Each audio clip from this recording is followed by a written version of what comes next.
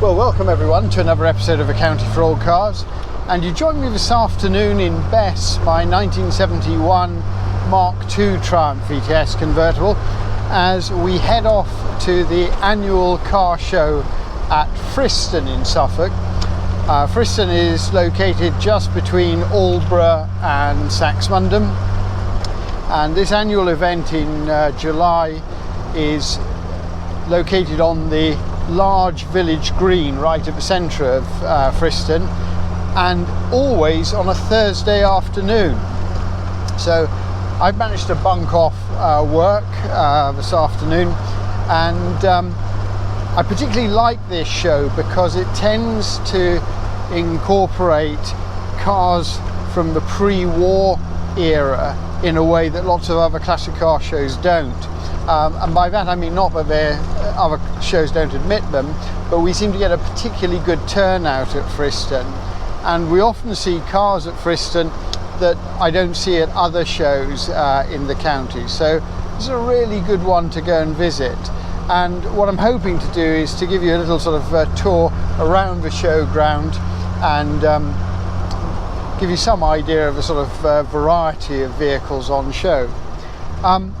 The weather today is sort of overcast. I think it's going to be dry, but we've got the roof up, and there are two reasons for that. One of them is it's up in case it rains. The other reason it's up is because I'm rather proud of the roof and quite keen to show it off because it's brand new. And a couple of weeks ago, David and John at Anglian Triumph Services at Ditchingham very kindly took both the Vitesses in and replaced the soft tops for me. It's a horrible job if you've ever tried it. I have many years ago, and frankly didn't relish the prospect of doing it myself, and Anglian Triumph Services very graciously agreed to do it for me. But it's made a huge difference. Not only have they replaced the vinyl covering, but they did a lot of work, especially to this car, in rebuilding the metal hood frame. And it appears to be the case that when Bess was stored away in a barn for sort of 20-30 years, I'm guessing people must have stored old doors or bits of wood on top of the roof, and the frame had become quite badly distorted. Whoever did the restoration in 1999, I don't think had been able to get the sections of the frame to line up properly, and so they'd spliced in new pieces of metal and even bits of wood actually to try to sort of close up the frame around the window apertures, which worked in a sort of an agricultural way, but certainly it wasn't right. And in fact, so much so that they'd also had to glue in extra bits of vinyl strips along the window rails on either side, just to keep the car watertight. By the time I acquired Bess from Tony, the previous owner, these strips had sort of started to come away, and the whole thing looked really tatty. So it's very nice to be able to drive around in a relatively draft-proof soft top, and I know that my wife certainly appreciates the lack of misty rain on the back of her neck when she's in the passenger seat. So it'll be interesting to see what cars turn up today, because the forecast hasn't been great, but this is such a good show with such a loyal following that I feel certain we're going to have a great afternoon, and I'm really looking forward to showing it to you and sharing the experience. So you'll join me in a little while when we get to Friston. One of the things that I meant to mention in an earlier video was a couple of people have remarked on the gloves that I wear when I'm driving these cars, and I ought to say these are not an affectation. I mean, they might be a bit, but they actually serve a very useful purpose. Both my cars have these lovely wood-rimmed steering wheels. They're period aftermarket wheels made by Motorlita, and they're very nice to use. But the truth is, there isn't a lot of grip on the rims because of the fact they're quite thin, and also they're very smooth. And when you're driving along like this, it's not so much of a problem, but trying to sort of make sort of large steering inputs when you're maneuvering, the loss of grip really does become a bit of an issue. And these leather gloves give an extra bit of purchase on the wheel, and it does actually make quite a big difference to steering. The other thing is that because of the wood obviously on the steering wheel here, also I've got a very nice wooden gear lever on Bess,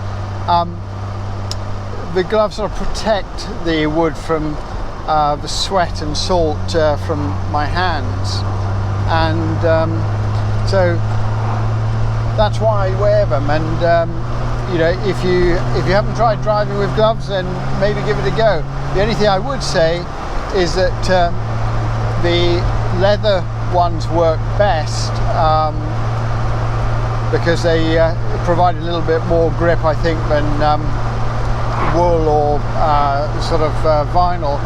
And the string backs, which again are sort of very reminiscent of the 60s and 70s, they just keep your hands a bit cooler, so these are useful winter and summer.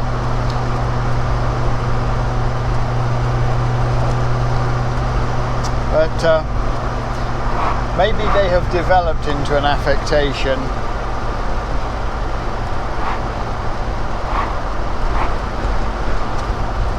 That is a stupid piece of manoeuvre, if ever there was one. That's extraordinary that a car would pull out even though the road is clear behind me and clear in front. And it illustrates why, when you drive these old cars, you've got to be on it the whole time.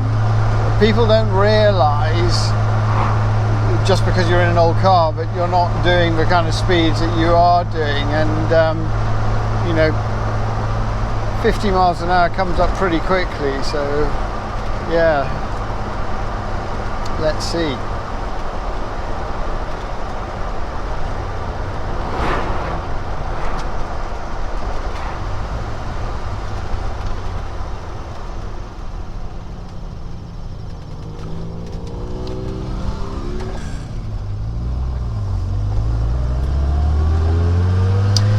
So the other thing of this show is that there's usually a very good selection of motorcycles. And I have to say my knowledge of motorbikes is virtually non-existent. And apart from the sort of usual mopeds that most of us of my age had when we were 16, I've really had nothing to do with motorbikes per se. But some of them are absolutely beautiful, so I'll try to give you a bit of a tour of those while we're here.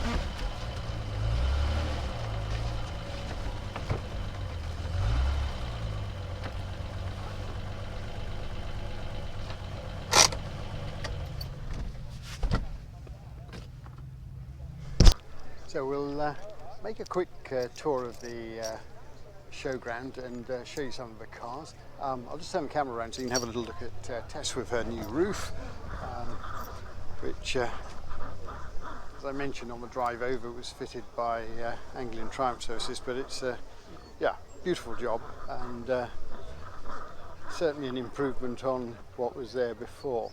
But we'll start at the top end and see what we can find.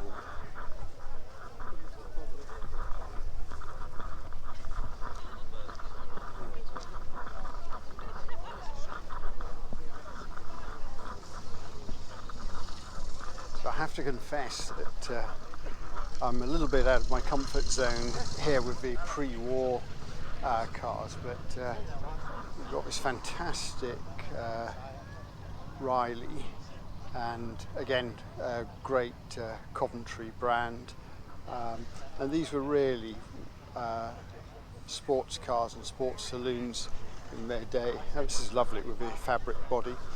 I'll come round the other side because it's got a tonneau across part of it. But, she's absolutely beautiful. So next to Riley we've got this wonderful Rover with immaculate paintwork, and again it's a fantastic restoration, sort of elegant cream interior.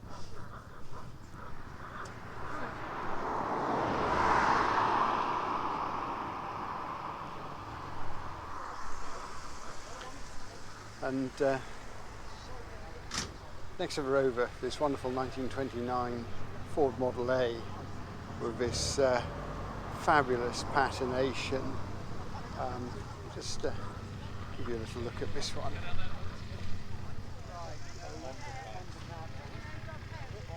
"93 years old.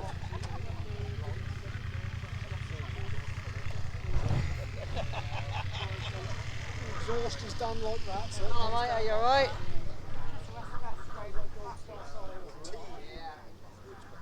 She's just fantastic, and you can see the running boards on the car, which are literally boards, and then the white wall tyres.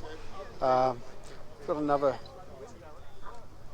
very sleek Riley saloon here with a spotless engine bay. Have a little look at this. No air filters as such on the carburetors on this one, of course. As Jay Leno would say, the air before 1939 was much cleaner, but this is fantastic. Have a little look at the badge bar, and then gorgeous two-tone paintwork, and such an aerodynamic looking shape. It's fantastic. So it's a wonderful, again, little grey Riley, which has the ubiquitous mother-in-law seat, or rumble seat if you prefer. Beautifully set up here, and actually for a pre-war car it looks like there's sort of plenty of room in the cockpit. We'll come along past this boat-tailed version here. Gorgeous colour. And next to this little Riley you've got magnificent Alvis. Alvis, of course, were one of the sort of luxury car makers which were eventually taken over by Rover in the 1960s. Sadly no more, but a fabulous mark. But next to Alvis we have one of my favourite marks, naturally, which is the Triumph, and in this case it's a Gloria. Beautiful saloon.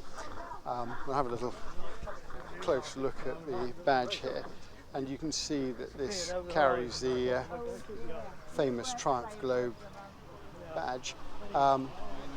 Again, Triumphs were really very, very special cars. By 1939, the brand was sort of more or less over. The company had gone bankrupt, and it was eventually bought by Standard and resurrected after the war by Sir John Black at Standard. But the Standard Triumphs that we sort of think of were certainly not in this kind of league. And my own sort of feeling is that these cars sort of are up there with makes like Alvis and Rover. And again, we've got another beautiful example of an early Triumph, and you can sort of see a little bit of the heritage here.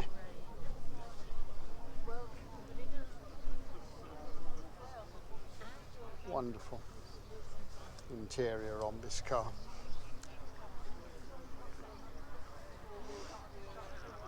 But this sort of evolution from sort of luggage rack on this one to the later opening boot, just shows how designs had moved on. And again, we sort of see the same sort of evolution on this splendid example.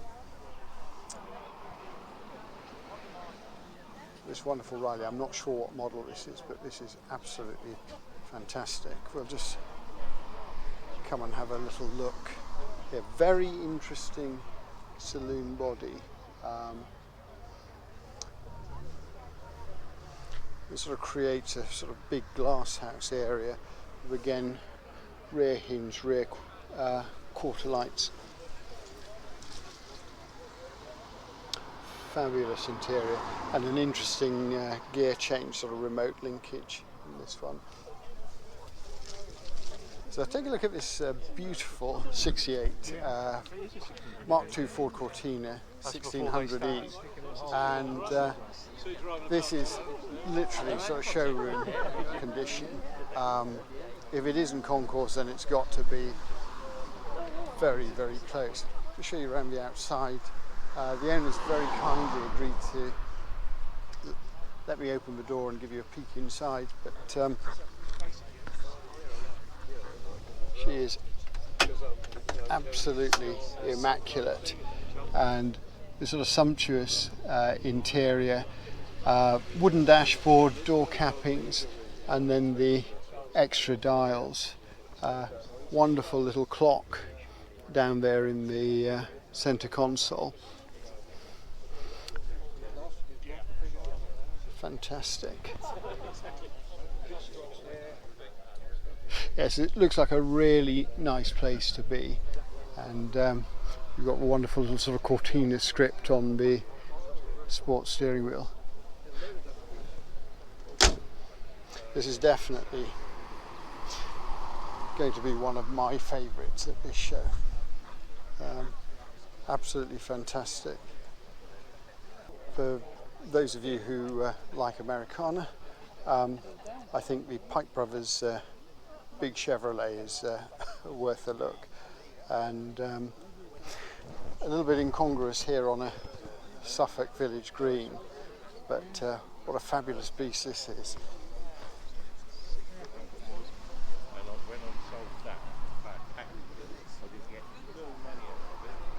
So we'll look in the cockpit here.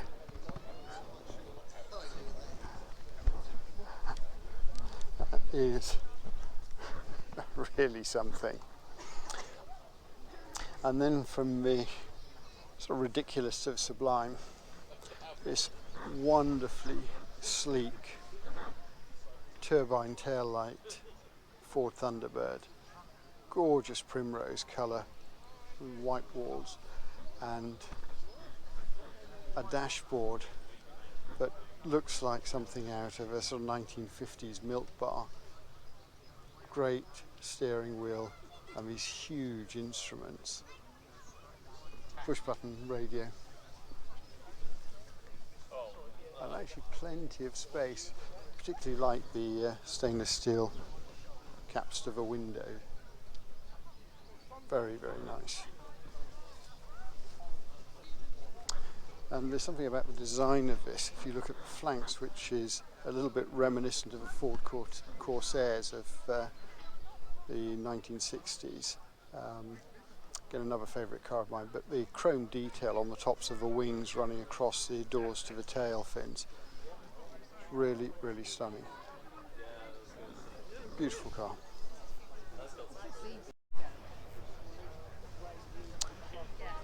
And how's this for some Italian architecture? So Alfa Romeo Spider 2000. This one from about 1975, I think. Fabulous interior. Again, I love the location of the gear levers in these cars. Deep dished wooden steering wheel, and then these enormous instruments. Also notice that the central instruments, the water, fuel and oil pressure, all angled nicely towards the driver. But this is an example of sort of Pininfarina at their absolute best. And again, this car was sort of wearing its headlamp covers. So design a bit reminiscent of the E-Type Jaguar perhaps, but it has a sort of feline boat-like or barchetta-like feel to it. A gorgeous car. Obviously, because of Triumph, I need to take a look at this one, which is the immaculate original Mark II Triumph Spitfire. All white. Lovely to see these correct period wheel trims. This car, I think, was sort of spec'd with just about every option going in period, and you can have a look inside the cockpit and actually see that this had been prepped for rallying in period. So we've got extra instruments across the full width of the dashboard, map lights, and actually electric windows in this car. So again, very much designed for touring, and probably one of the best Spitfires that I know. But beautiful round tail, and if we come back down to the front, the sort of period correct spotlights. It's fantastic. And, I just wanted to show you this earlier version, which is the sort of what might be known as the graduate version. This car, almost in exactly the same shade, appeared in the film The Graduate with Dustin Hoffman in the 1960s, and arguably a slightly purer design, as the sort of first iterations of cars often are, but this is absolutely gorgeous. Again, I love the painted dashboard on this example. So just looking at the sign, so Alfa Romeo Spider Veloce, and this is a 1968 car. With a sort of stablemate really, the 1977 Fiat 128 beside it. So again, bonnet's open, so we can have a look at the little twin cam engine there. This one somehow sort of feels a little bit more luxurious. Of course, it's a later car, but you can kind of see the Italian DNA that is common to both.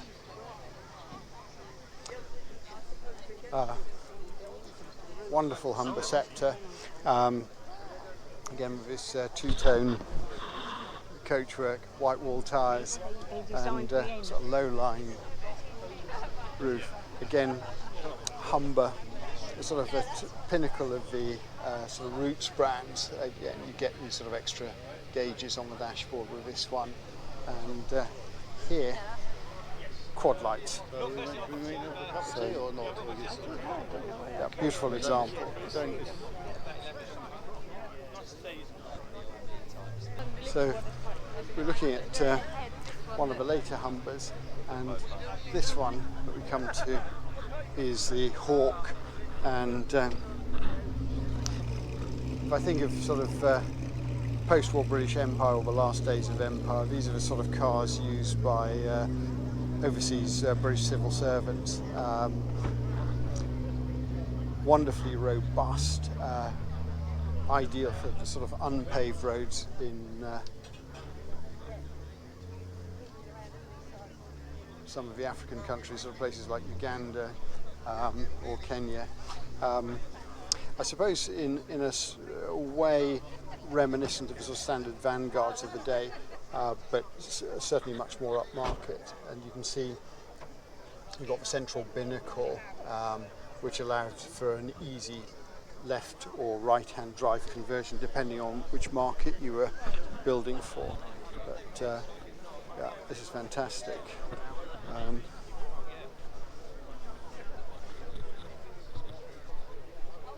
And then actually we're back to where I parked, and we've got a Jowett Bradford van here. So Jowett of Bradford in Yorkshire, a very rare survivor, I would guess. Jowett probably better known for their famous Javelin cars, but they're very innovative manufacturer, and this is a fantastic example of a survivor. That's just absolutely splendid.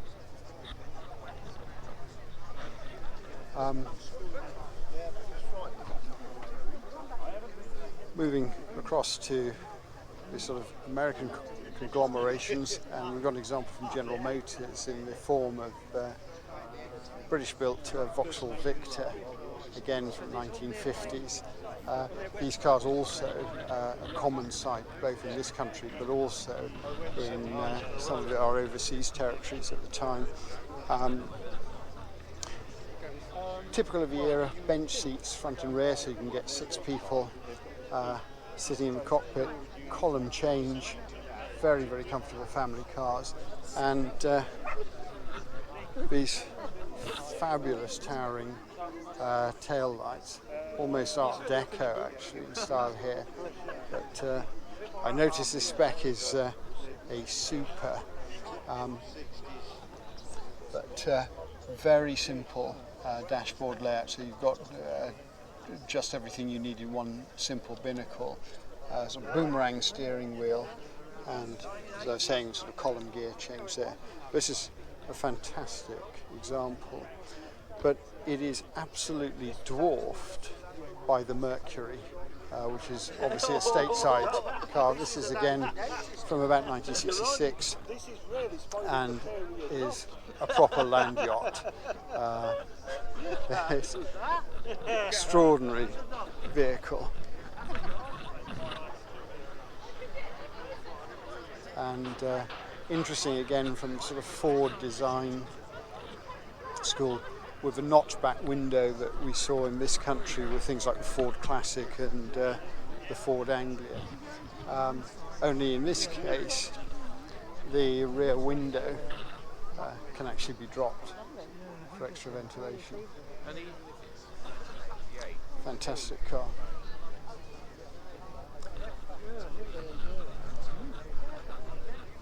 Car that I don't know anything about really, which is the Avanti. This is really quite special, and I don't think I've ever seen one in the flesh myself before, but a sort of kind of mixture of European and American design cues here. Look at the tail of this car, because it's almost as striking as the front in some ways. Very discreet rear tail lights, and the sort of rear window glass, which is a bit reminiscent of the Jensen Interceptors. This one, again, looking at the number plate, I'm guessing is from about the late 1970s, early 80s. Great colour. In fantastic interior. But I think perhaps the most striking feature is the sort of bluff nose on this one. Got an Austin Healey 100. It's the first time he's ever A Ford Consul Classic, and then a very nice Triumph Dolomite Sprint. Just going to move across to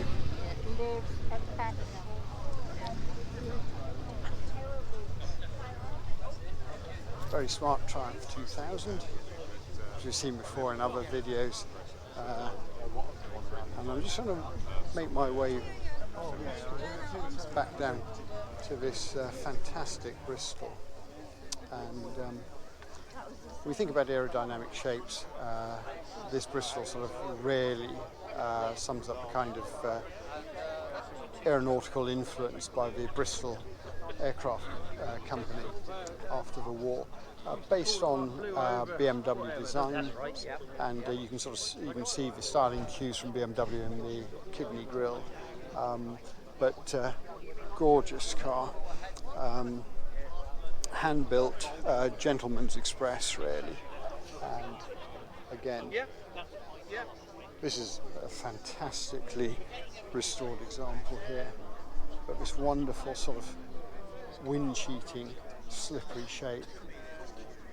Car. Yep.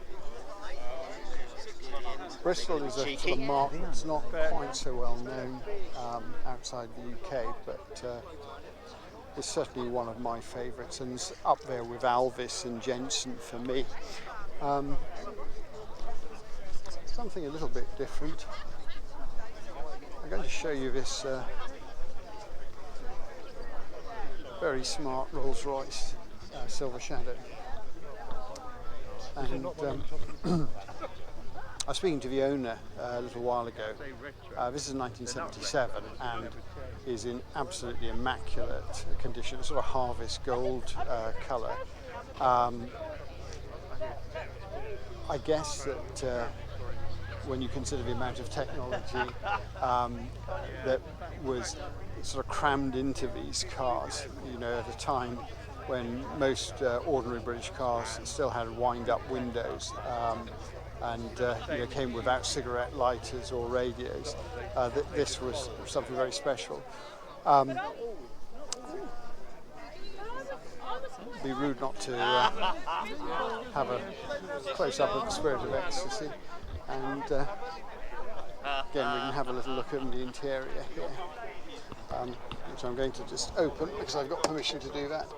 And you can see here the sort of sumptuous leather upholstery with these lamb's wool over rugs on the floor, deep walnut, and again, this has got a, I think I'm right in saying they're Chrysler 3-speed automatics, mounted to a 6.5 litre V8 engine. I think I'm right about the cubic capacity, but right in the C-pillar you've got little sort of vanity mirrors with built-in courtesy lights here, leather headlining, and you sit high up in these, a sort of commanding view of the road, but this is absolutely gorgeous.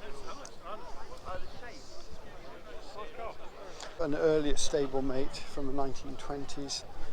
This is a car we've seen before also on this channel.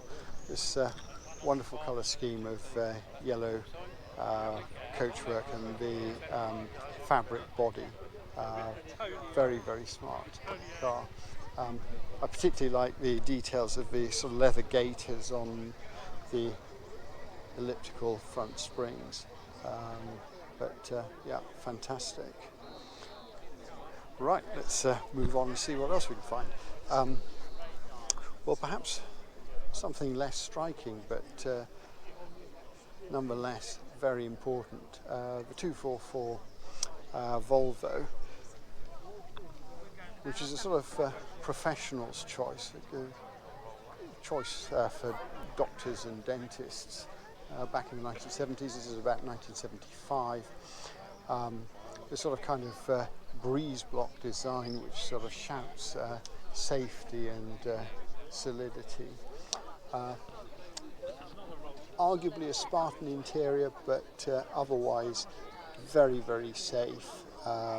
3-point seat belts, of course, were introduced to the automotive industry by Volvo, and you see the way that everything's sort of recessed and smoothed out, particularly on the sort of steering wheel. This is the days before airbags, but really a very safety conscious company, and of course designed for the road conditions in Sweden, where you're trying to protect yourself not only from coming off the road in icy conditions, but from being hit by sort of large animals like elk. Yeah, very rare example, and I'm just sort of admiring the depth of the bumpers on this car. But yeah, I'm really pleased to see this here today. Fantastic car. So I've mentioned before that motorbikes are not my area of expertise, but I'll give you a quick sort of tour of some of the ones we've got on display here. So we've got 3 aerials of BSA.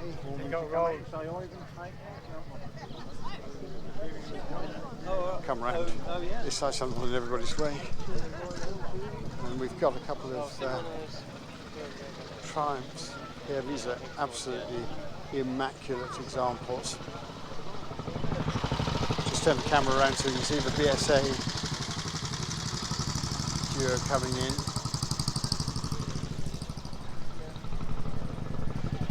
Almost an unmistakable sound of British motorcycles.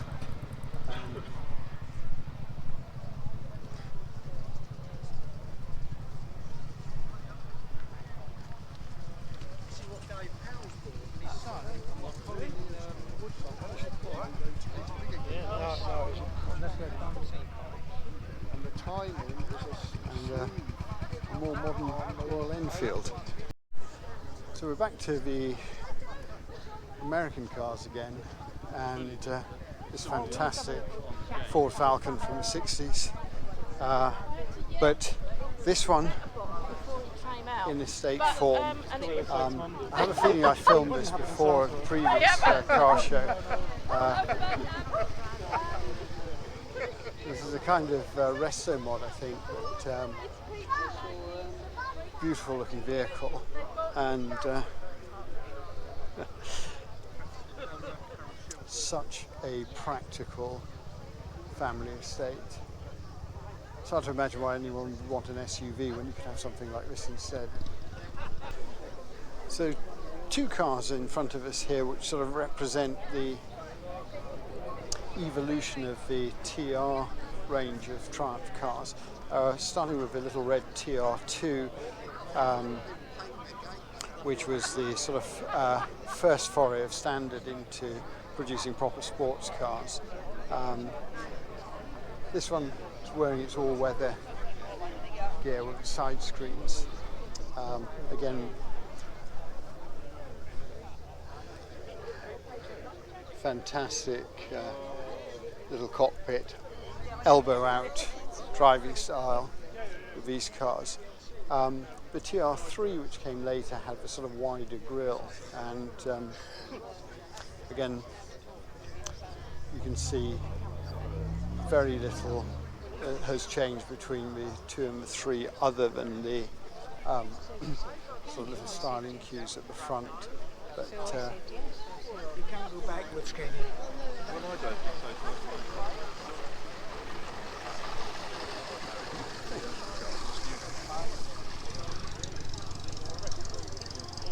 yes, I'm not sure what that special is, but it's a fantastic all aluminium body. But yeah, you can see the what the Americans call the full dollar grin.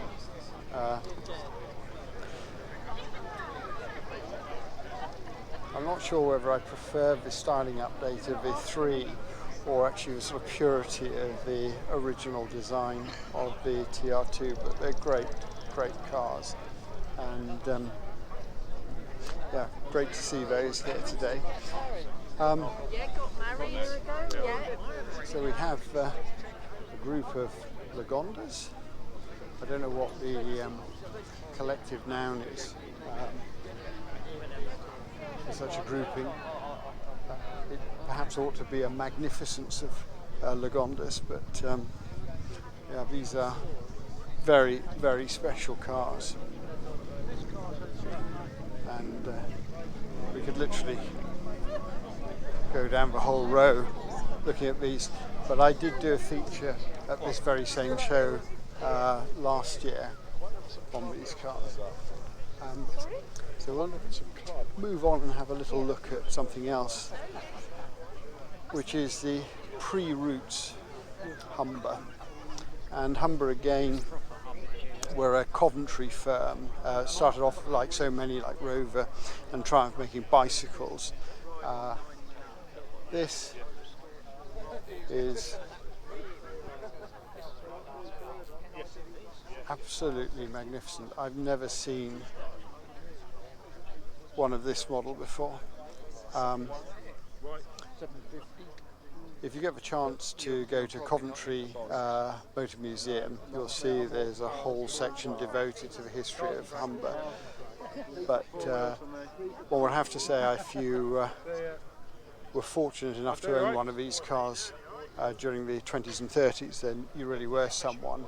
And I particularly like the second windscreen for the passengers, which sort of just bolts onto the back of the front seat. Fantastic details here, including with the sort of wing mirrors or rear view mirrors mounted on the windshield and the spotlights. Yeah. Just have a little look at the hood ornament, or mascot as we say in this country. Fantastic car. Something that we perhaps don't see very many of, because they were sort of common street furniture, but a Mark II Ford Escort, a 1.3, fairly lowly model, but this one's been beautifully preserved. So again, this one from about 1975, which would make it one of the first Mark IIs, I think. I would imagine the demand for body shells among the sort of rallying enthusiasts and people wanting to make up RS 2000, 1600 replicas makes this a very rare survivor in its L spec. And then next to that we've got the Spitfire 1500, which is the long stroke 4-cylinder little Triumph engine based on the engine in the Herald, but with an earlier iteration in the standard 8 and 10. It's a nice example. Yeah, this is a modern version of.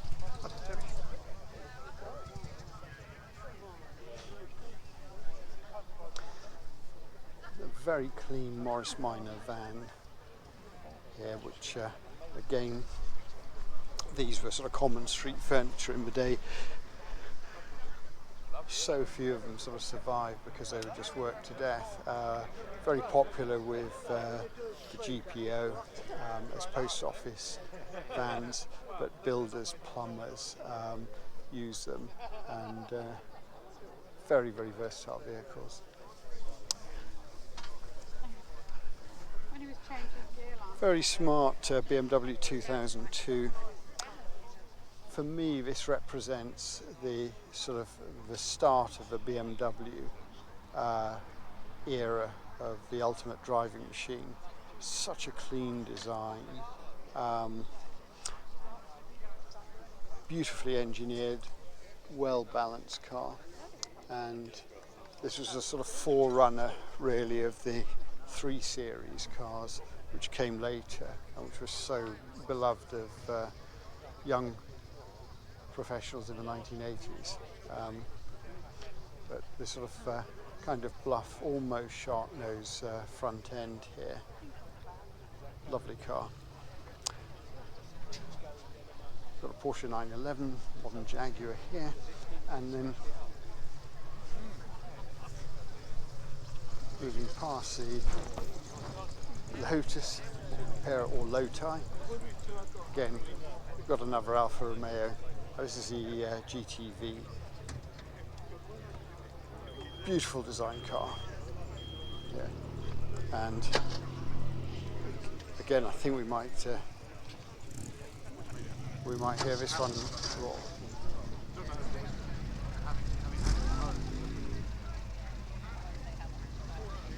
Listen to that, that is beautifully smooth. This is a 1977 car, and it's absolutely gorgeous. Sort of wonderful velour interior.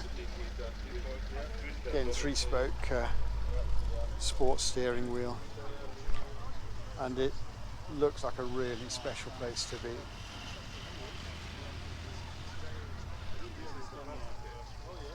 Fantastic. Yeah.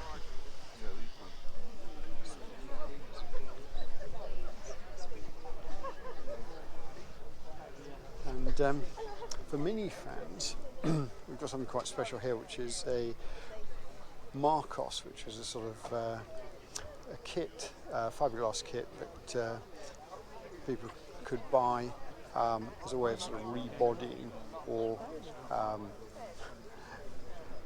basically creating their own sort of sports car from the underpinnings of a sort of a standard Mini.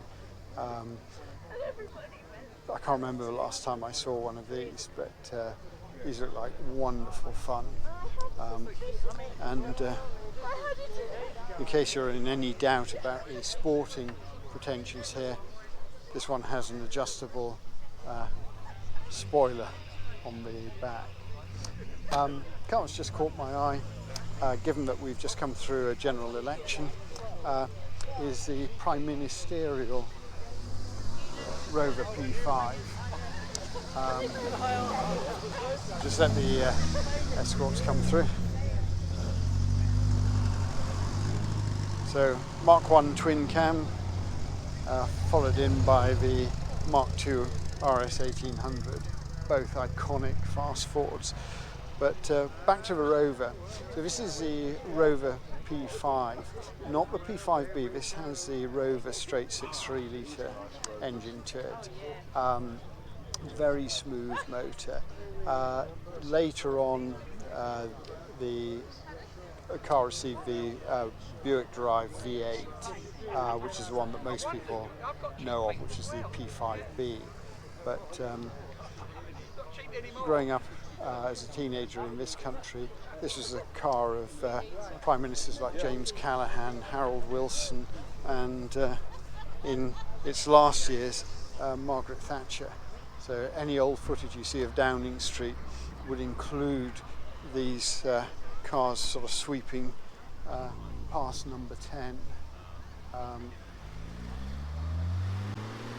I think this sort of represents for me what Rover was all about, which is, you know, subtle, elegant, statuesque cars. And if you drove one of these, you probably weren't a bank robber, but you might be a bank manager, certainly an upstanding pillar of the community. And I think the Rover P5 shouts all of that. So again, just coming across here, we've got a collection of military vehicles. As always at the show, great display of Jeeps and little staff cars, which we can have a look at just here. So again, a lot of pre-war Austins were sort of requisitioned by the War Office and conscripted into the various services like the Army, Navy and RAF. Got a little Chevrolet forward control truck here, which is wearing a Canadian emblem, another Willis Street, and Then a vehicle which we've seen in a previous film, which is the Brook Bond T Trojan from 1955. Oh, fantastic.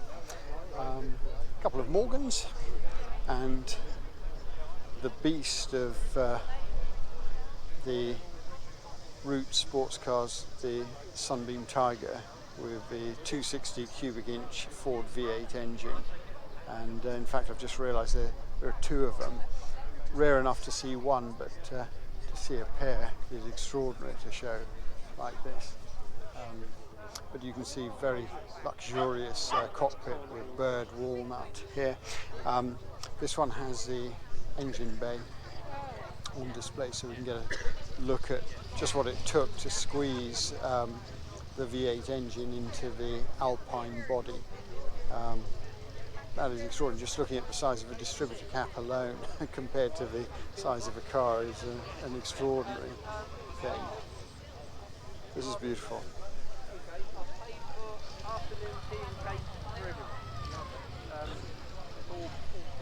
And then if you want, we can have a meal in the Dolphin later on. And then a stablemate, we've got an Alpine 1750 next to it, and then the Sunbeam Rapier, also out of the Route stable. This one wearing wire wheels with knockoffs, which I haven't seen before on a Rapier. Very nicely fitted mohair hood. Again, you can see the array of instrumentation here denotes that we're looking at a proper Route sports car, but clearly a four-seater. And again, have a little look at the engine bay on this. So, four-cylinder. I'm not sure if this is a 1600 or 1700 engine, but yes, a Sunbeam, Singer, Hillman, Humber, almost forgotten marks in the sort of public consciousness now, and such a shame.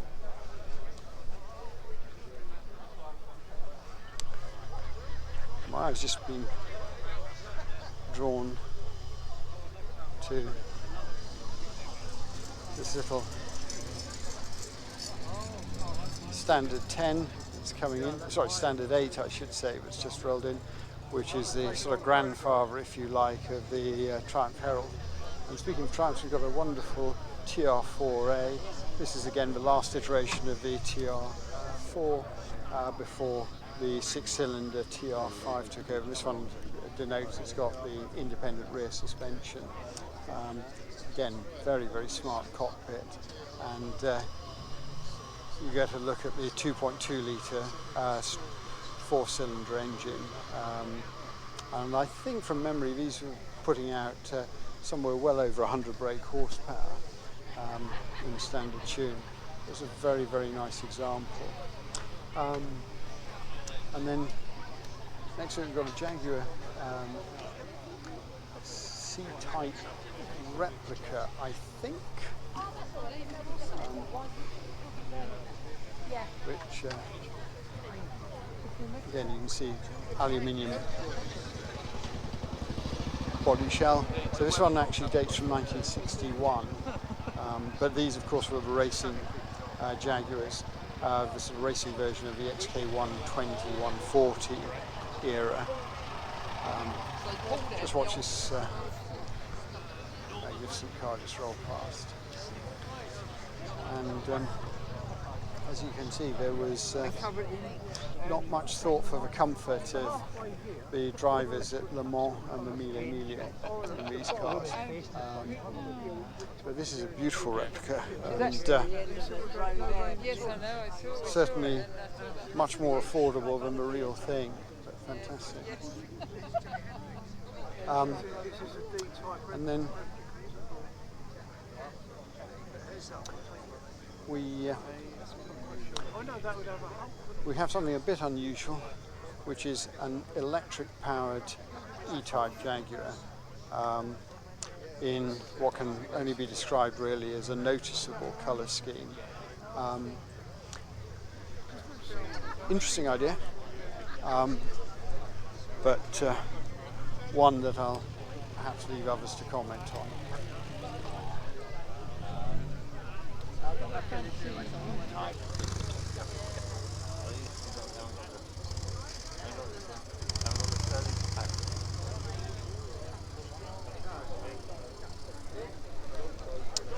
Well, I hope you enjoyed this quick tour around the Friston Classics on the Green show today.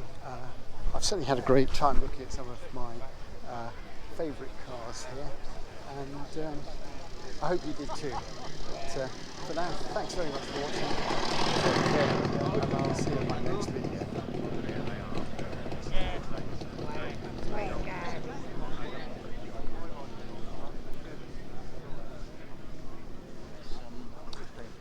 Goodness, a Wartburg.